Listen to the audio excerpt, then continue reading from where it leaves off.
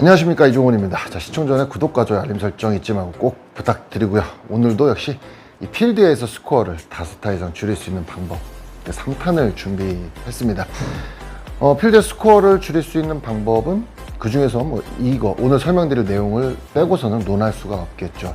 바로 숏게임과 퍼팅에 대한 이야기예요. 오늘 내용은 조금은 연습이 좀 필요한 내용도 포함이 되어 있고요. 바로 또 현장에서 적용할 수 있는 내용 이렇게 좀 믹스가 되어 있을 겁니다. 자, 첫 번째로 일단 어프로치에 관한 내용이에요. 대부분 연습장에서는 어프로치 연습을 할 때 10, 20, 30, 40, 50 이렇게 차례대로 연습하는 분들이 많으시잖아요. 자, 필드에서 바로 효과를 보려면 이런 연습도 좋지만 가장 많이 해야 되는 어프로치 연습이 따로 있습니다.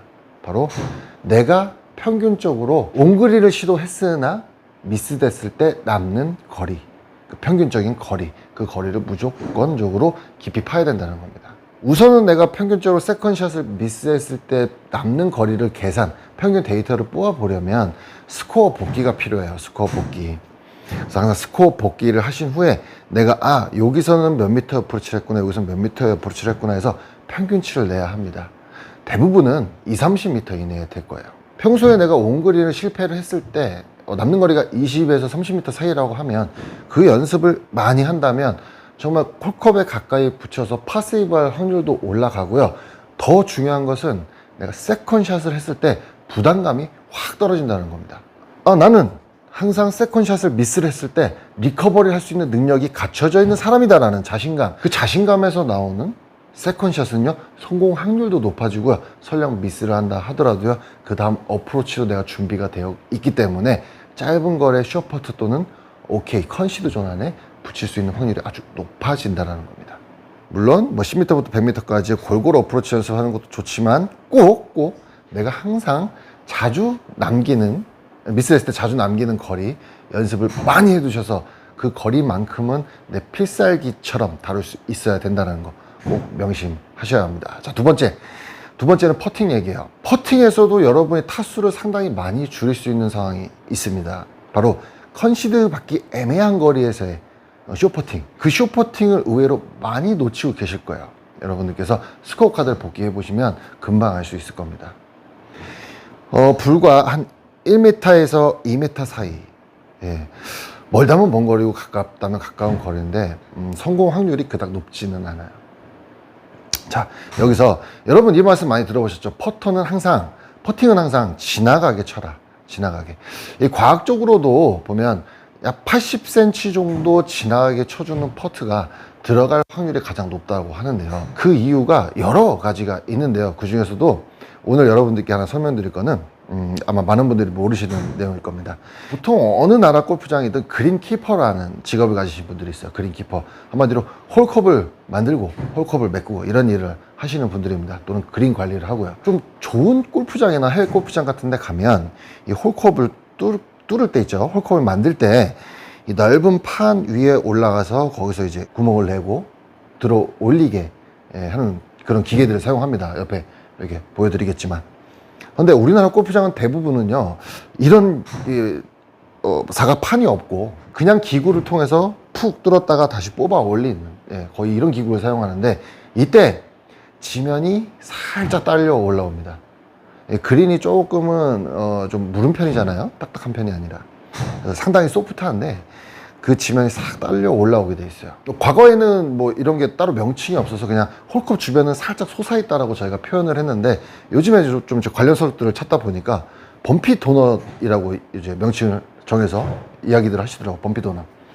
자, 이렇게 홀컵 주변이 살짝 솟아있는 상황을 보고 이제 범피 도넛이라고 이야기를 하는 거예요.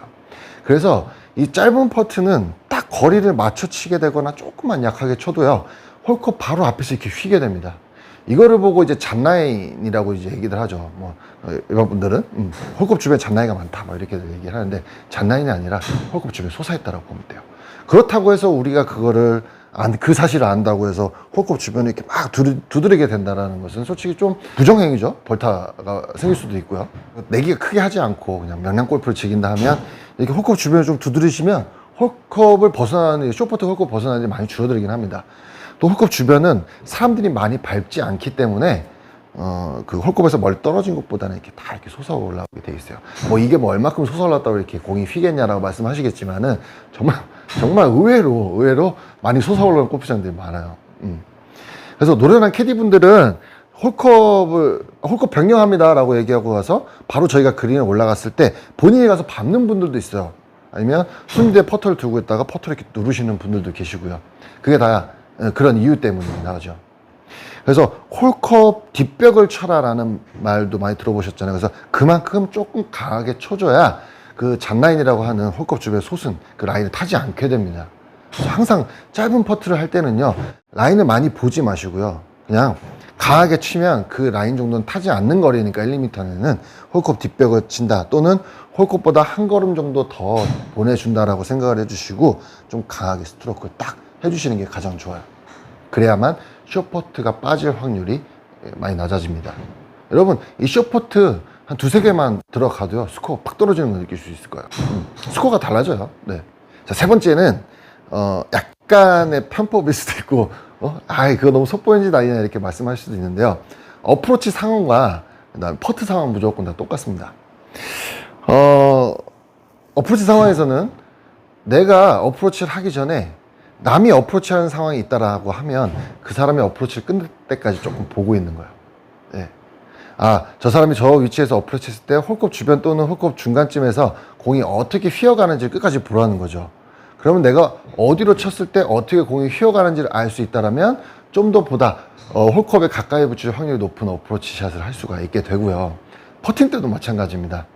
내가 너무 멀리 있어서 나 먼저 해야 되는 상황이 아닌 이상, 뭐 요즘은 뭐 순서에 상관없이 준비가 되면 퍼팅을 한다고 하지만, 그렇다고 멀리 있다라고 하면 그 사람이 먼저 하게끔 돼 있잖아요. 거의 먼저 쳐야 되고 먼저 쳐야겠다 생각을 또 하시게 되고요. 그런 상황만 아니라고 하면 좀 홀컵을 좀 주변을 부지런히 돌아다니십시오. 네, 돌아다니면서 뭐 라이도 보고 발바닥의 느낌도 가지면서 뭐 어느 쪽이 높구나, 어느 쪽이 몸이 기울어지는가 이런 것도 느끼는 것도 좋지만, 그런 것들을 행하면서 좀 성질 급한 동반자분들이 먼저 퍼팅을 하는 걸 조금 보라는 거예요. 그래서 공이 어디로 휘는가, 얼마만큼 휘는가, 또 스피드는 어느 정도인가, 뭐 이런 것들을 조금 눈여겨보실 필요가 있어요. 그래야만 내 퍼트 확률이 또 성공 확률이 올라갑니다. 이것을 말씀드리기 전에 일단은 첫 번째로 준비되어야 할 것은 내 라인은 내가 봐야 된다는 거예요. 절대 캐디분이 놔주는 라인 그대로 치는 버릇을 들이시면 안 됩니다. 이러면 이런 분들은요, 캐디분이 조금 라인을 좀 못 보는 분이다, 그런 분을 만났을 경우에 스코어가 확 올라갑니다. 일단 제가 2편에서도 말씀드렸다시피 캐디와의 불신이 생기잖아요. 그럼 벌써 멘탈이 나가고요. 예, 되던 샷들도 안 돼요. 또 퍼터도 길고 짧고 막 세게 때리게 되고 짧게 때리게 되고 막 흔들리게 됩니다. 그래서 내 라인은 무조건 내가 보는 습성부터 기르셔야 돼요. 좌측인지 우측인지 물어보는 거는 괜찮습니다. 오르막인지 내리막인지 그런 것들은 괜찮아요. 하지만 라인은 내가 직접 보고 내가 상상하고 내가 그린 대로 공이 굴러가는가를, 그리고 그 연습과 그 능력이 겸비가 돼야만 여러분들 스코어를 떨어뜨리는데 결정적인 역할을 하는 이 퍼트를 잘할 수 있게 된다는 거예요.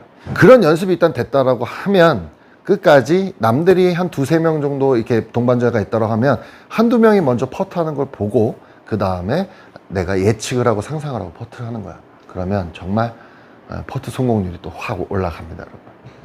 어프로치도 마찬가지고요. 퍼터도 한타, 드라이버도 한타 이렇게 말씀을 하는데, 대부분 100개를 넘고 90개를 넘게 치시는 분들, 그러니까 90타에서 100개 왔다 갔다 하시는 분들께서는, 저는 드라이버만 살면 뭐 보기 플레이 할 수 있습니다, 저는 드라이버만 살면 80대 진입할 수 있습니다 라고 말씀하시는 분들 되게 많은데요, 천만의 말씀이에요. 여러분도 이렇게 생각하시는 거잖아요.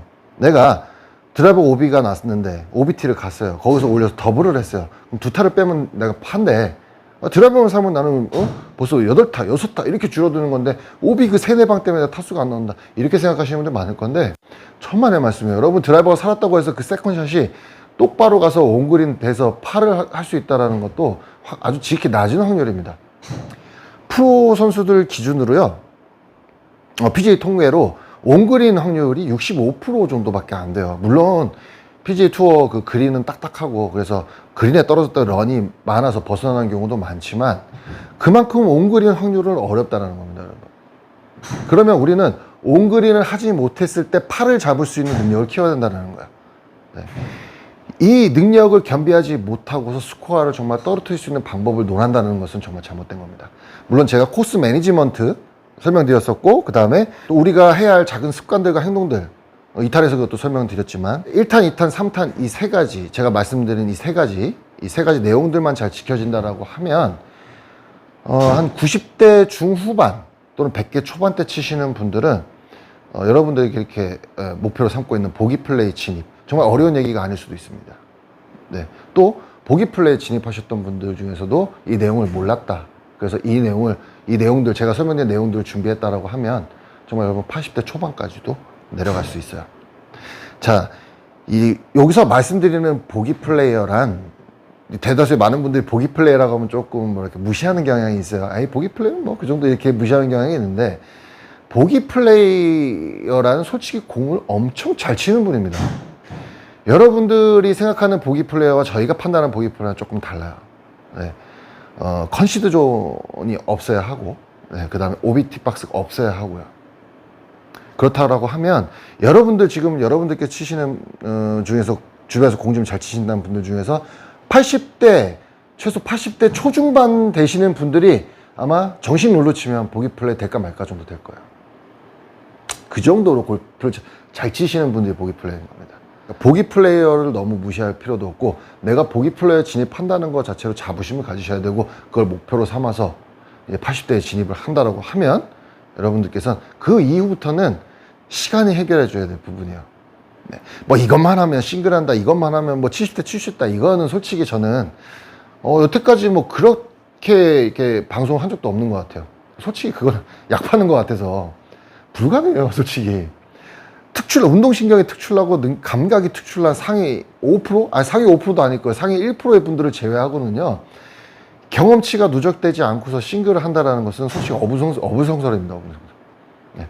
싱글을 하는데 라운딩 비용도 많이 들어가고, 레슨 비용도 많이 들어가고, 이 경험치와 이 비용, 이런 것들이 엄청 많이 들어가야 돼요. 그냥 아마추어 여러분들은요, 일단 80대만 진입하면 골프는 끝났다고 생각하시면 돼요.